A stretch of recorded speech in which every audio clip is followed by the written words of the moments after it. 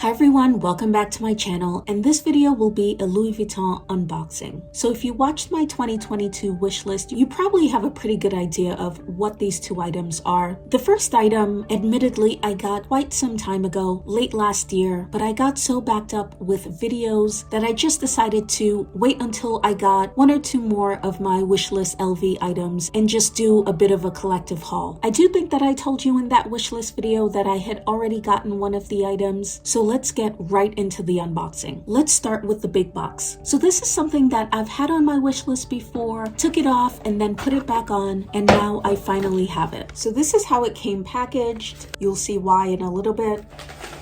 As I mentioned, I've had this and I've been using this for months. It's actually in two dust bags, the regular dust bag, and inside it's in a drawstring dust bag. And here it is, guys. It's the Coffret Trésor in the size 20. So I said in my wishlist video that I wanted size 20 or both the size 20 and the 24. So I'm sure you're all well acquainted with this item. It is a mini hard trunk. It's 20 centimeters across, made out of wood, canvas, some leather, and brass. Inside, it's the beautiful red interior.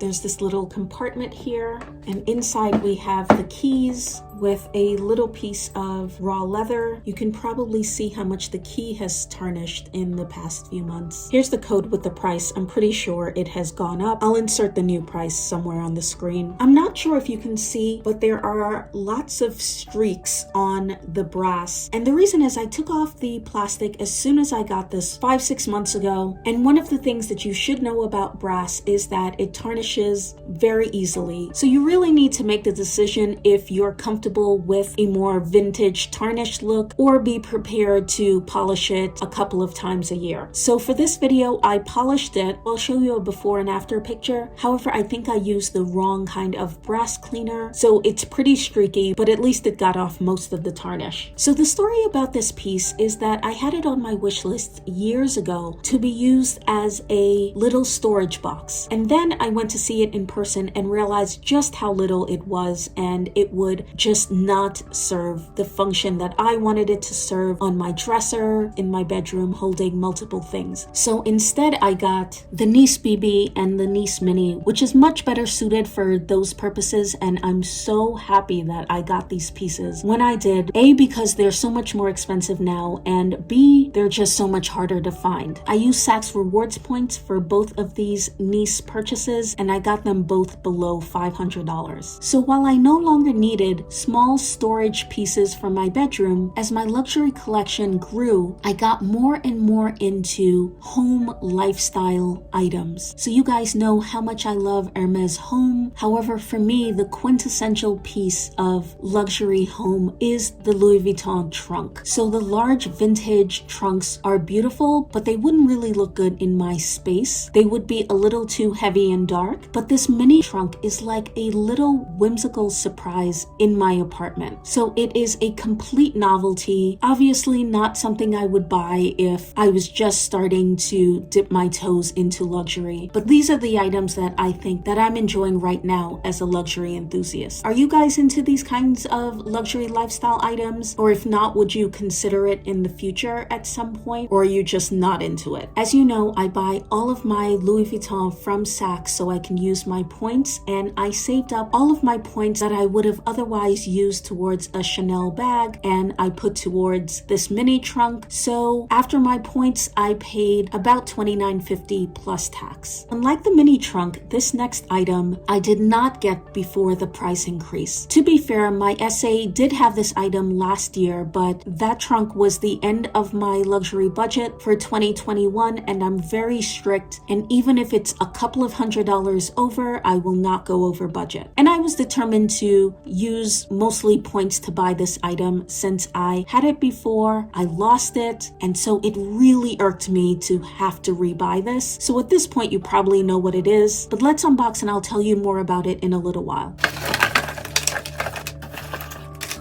My SA gave me about 8 samples.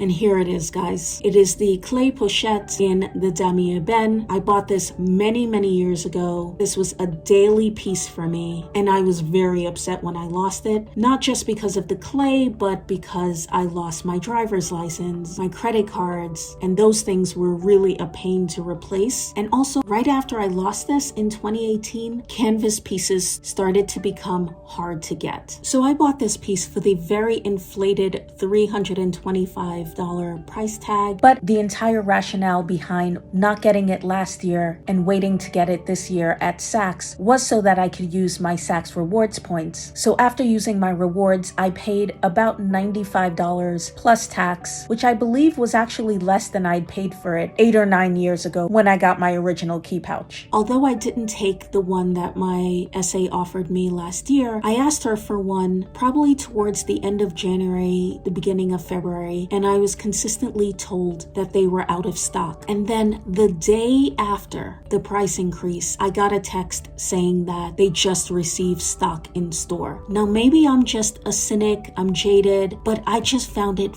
very hard to believe that they had zero stock and they just happened to get this piece in stock the day after the price increase. That really annoyed me. I usually don't make price increase videos. It is what it is. I figure if I don't like it, I'll just stop shopping with the brand. But there was something about receiving that text not even a full 24 hours after the price increase had taken effect that really irked me. It was almost an insult to my intelligence. I actually wish that the SA had at least waited a few days before contacting me to tell me that they had the key pouch, because at least then I could pretend that they weren't just sitting in the back of the store waiting for the price to go up before they could be released to customers. So I realized this might be coming across a bit whiny. Although this is the first time this has happened to me, I did want to validate other people's experiences where they believed that stock was being hoarded right before a price increase, only to be released shortly after. So no, it's not a real problem, but yes, it is annoying.